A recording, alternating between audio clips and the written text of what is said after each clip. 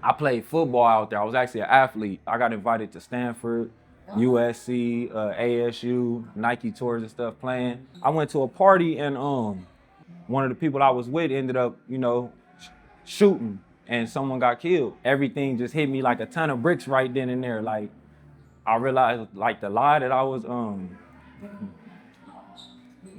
Why do you feel emotional about that? What's up, Aaron? Thank you for being in Between the Lines podcast with us. I just want to get to know you and ask you about who were you before this whole experience? Okay.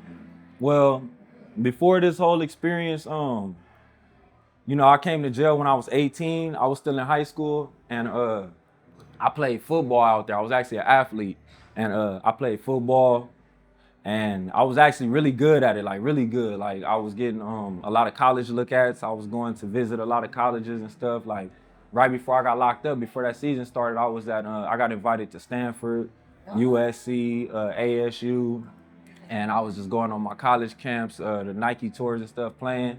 So I had several scholarships and colleges looking at me that I could have went to, but just the struggles of being a teenager, I guess, kind of got in my way more because I went to one of those schools where like football is God there, like literally. Where are you Like, from? I'm from LA, but I went to school in Norco High School.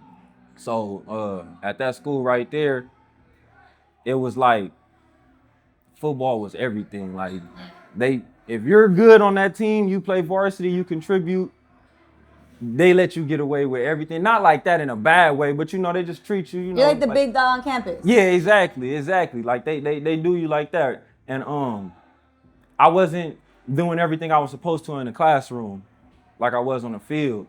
So as my senior year came playing and stuff like that, and I had all these expectations to go to college and stuff like that. A lot of my teammates, my peers, my friends was going to school and stuff like that, getting scholarships.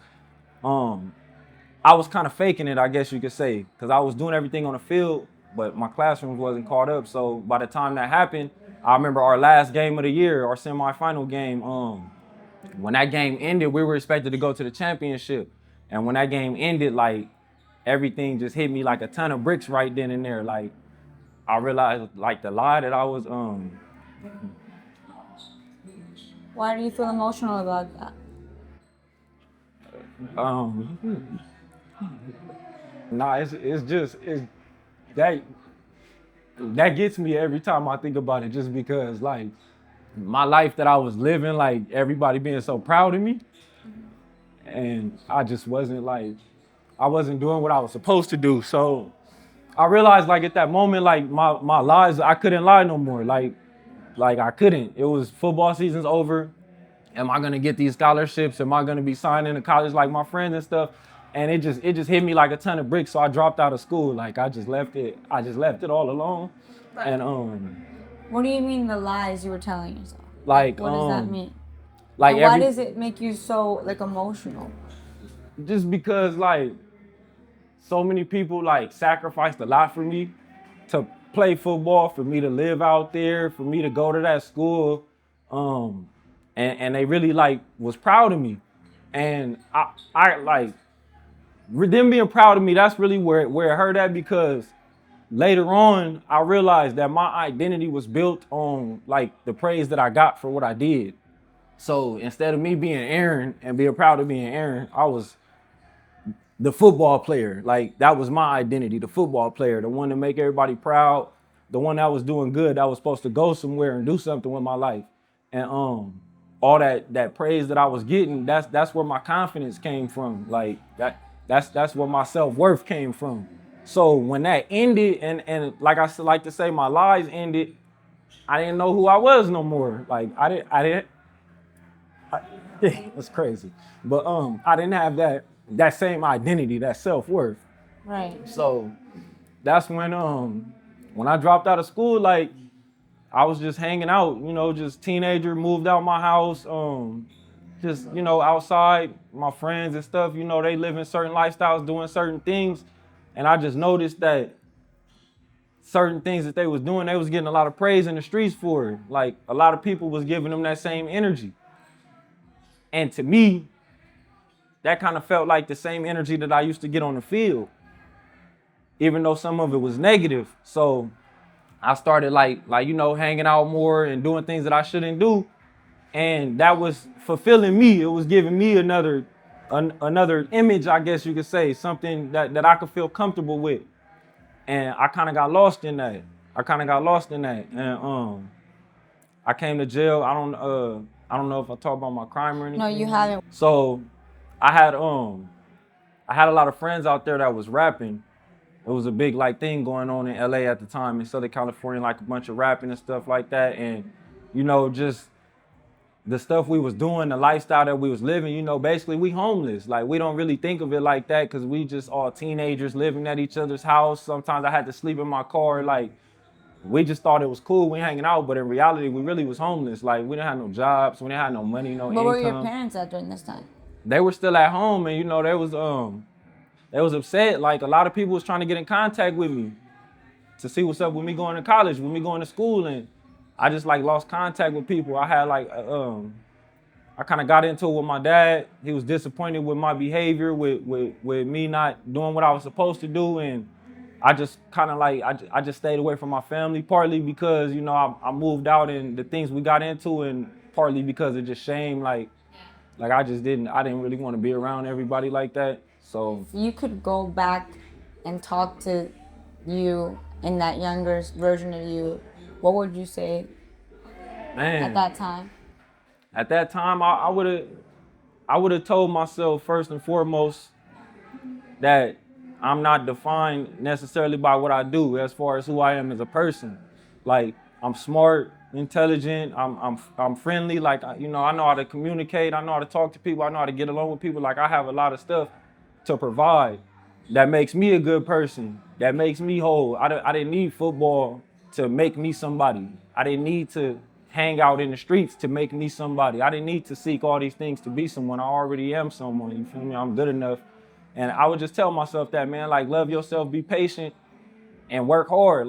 Cause it seemed like everything that I was doing, whether it was the streets, the rapping, the football, I worked hard at that. I put my everything in it.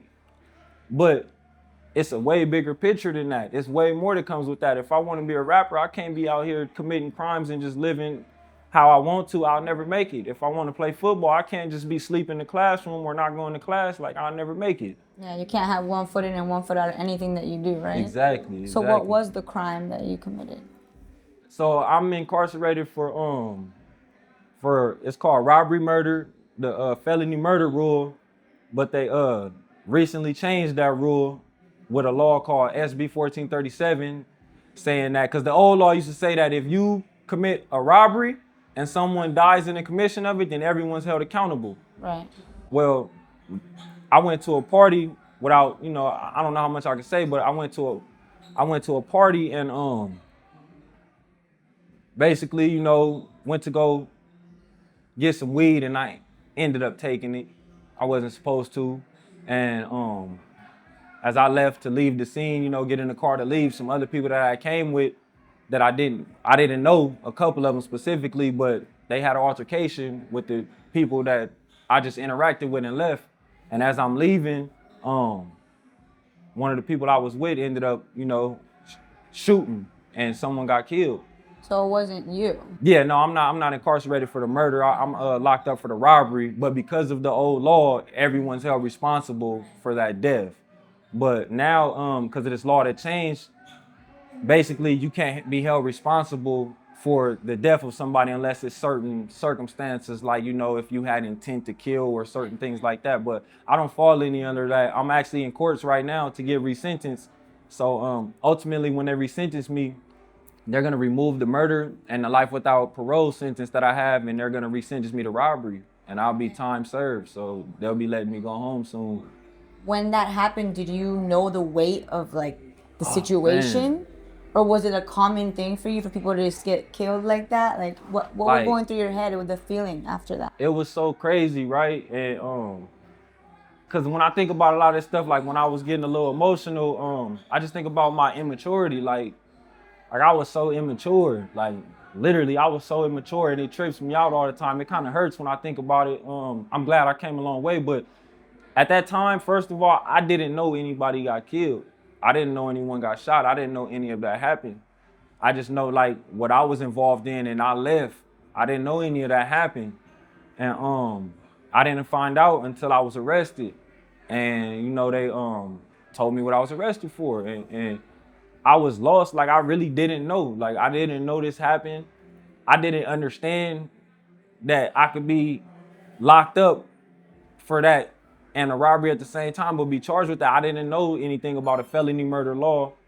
I didn't know any of those things. So I was really lost. I was lost. 18 years old in the county. I don't know what's going on. I don't know what these laws mean. I don't know what time I'm facing. I didn't know that I was facing life without parole.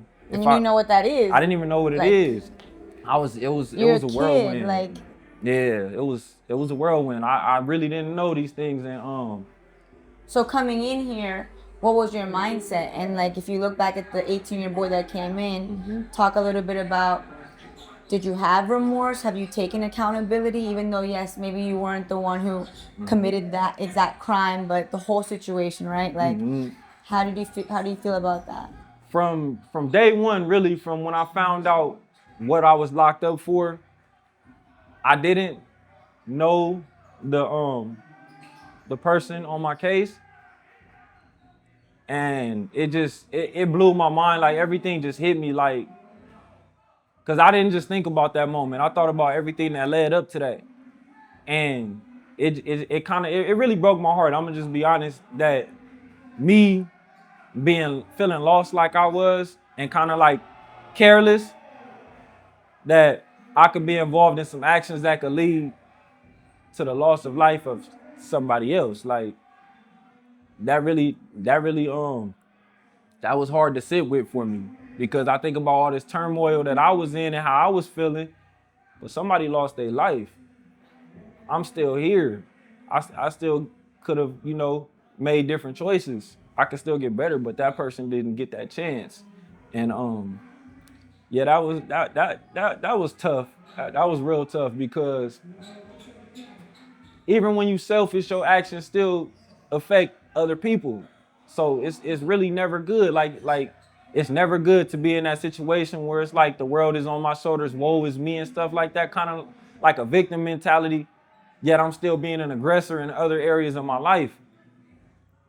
That's not fair. That's not fair that person didn't, get to whatever life he could have lived, whatever potential he could have had. He didn't get that chance, and that was terrible for me, honestly. And I just, like you asked, 18 years old coming in here, first I leaned on my faith. I didn't know what was gonna happen. I didn't know what was going on. I didn't know what my journey had ahead of me, but I just had to stay strong. Like I knew it was for a purpose, it was for a reason, and I didn't want to ever feel the way I felt leading up to this. I didn't ever want to feel like that. So really my mission was to just find out who I am. And have you done that here? Yes, definitely.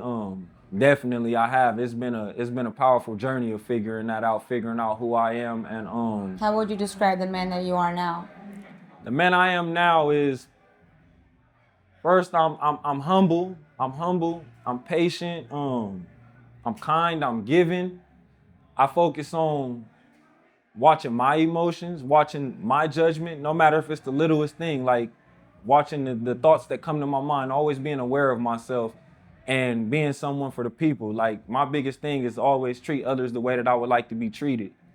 And I live by that. That's very important. Like that respect line, respecting everyone's right to be what they are, to do what they are, to live how they are. Even if I don't personally agree with it, that's not my business. I don't have the right to judge on that. I don't have the right to interfere with that. Let everyone be, and just be happy, be positive, and just be there for other people whenever they need me. And also strong enough to ask questions, not just be in the dark and suffer by myself, or go through things when I'm like having the courage to ask questions, to ask for help. That's a big thing for me, having that courage. What keeps you hopeful in a place like this? It's a lot of things really, but my faith first and foremost, my faith in God, definitely that really like changed all of this for me, honestly. Like like this whole journey, it's kept my head up. Like I've stayed positive, I've stayed strong, I've stayed hopeful. What does your relationship look like with God? That's like wearing clothes. Like that's every day. That's all the time. Like it never changes. It never like. Have you always been like that, or did that happen when you were here mostly? It happened more so while I was incarcerated, but I've always had that connection. Not as strong at times, because I grew up in the church. My grandmother was actually a pastor. So I kind of grew up that way, having God in my life and having an understanding, even though, when my grandmother passed, I didn't really go to church anymore. But since I've been in here, just being on that walk, like just learning the truth, like, and it's even been bigger than that. Like I've just took my time to not just stick to one area of learning that, but just learning different aspects, different cultures of God, what other people think, so I could, empathize with other people and their cultures and understandings to get a bigger view of God and myself and faith and what that means and stuff like that. So it's been a powerful journey, and definitely. And God talks a lot about redemption. So like, what does redemption mean to you now? Redemption to me means, first of all, understanding who I was and why I was that way. I understand that in the terms of like, I don't want to be like that because I've experienced all the things that came with being like that. So now I got to understand why. And once I understand why, do you know why now? Why? Just because, like I said, like I was a kid, I was immature, I was selfish at times. But did it come from something deeper, like a relationship with your parents or something that happened to you when you were younger? Or just not knowing who you were and putting it all into something like sports or music or, not really? It was a lot of little things, honestly, that led up to that. Like I didn't grow up in a two-parent household, meaning like my biological mother wasn't there. Love her. I have an excellent relationship with her. It's just my father raised me. And just certain things, like my story not bigger than the next person's or anything, but just certain things that I went through in my life, certain losses that I've had as a family and my family and stuff that affected me. And I feel some of those things contributed to me having this attitude of just not caring.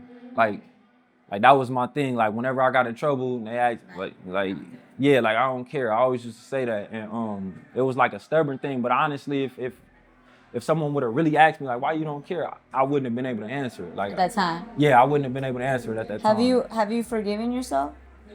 I definitely have, and I definitely continue to forgive myself because that's an everyday journey. My thing is never get comfortable. Never get comfortable. I don't ever want to get comfortable and think that I've made it or I'm good now. I could take my foot off the gas pedal. None of that. Like never get comfortable. I'm always growing for the rest of my life. Wherever I'm at in life, whatever I achieve, I'm always growing, and I always have to commit to that. And there's a lot of kids right now watching this and probably in the same shoes that you were in when you were 18 years old that also was big sports people and trying to figure out who they are after that. And probably in some bad situations, what would you tell them? I would definitely tell them, and that's big because I really want to get out there and give back to the youth because I was like that. And I just want to tell them first and foremost, no matter what it is in life that you are doing, whatever your dreams are, your goals are, or what you're doing or what you're going through, you got to stop. And you got to take a break and you got to realize who you are. You got to learn yourself. You got to understand yourself. You got to realize whether you believe it or not because of your circumstance that you really are a blessing in this world. And once you learn that, your life can be powerful. You can change other people's lives. You can uplift yourself. Like you have to know that. You got to know that you really are a blessing. And anything that you do, those are just skills that you could acquire, that you could do. You could really be whatever you want to be. But none of that matters until you really know who you are. When you know who you are and know that you are loved, even if you don't feel that love, you love. Like you really are. It's somebody that's going to love you out there. It's somebody that does love you out there. And when you love yourself, like anything is possible, literally. And when you leave this room today, what's one thing you want people to remember you by? One thing I want people to remember me by, I was a boy. I turned into a man now, and not just a man for myself, but for my community, for my people, for my family, for my loved ones, and anybody that comes into my contact. You know, I'm respectful. I'm trying to exude love and help, and I'm just trying to be a better man every day. Well, I definitely feel that from you, and I thank you for your time and your words, and it's really inspiring to see your evolution in this journey that's not easy. And I hope that this interview reaches as many kids and people as possible. So thank you so much, Aaron, for your time. Thank you. I appreciate it. appreciate you.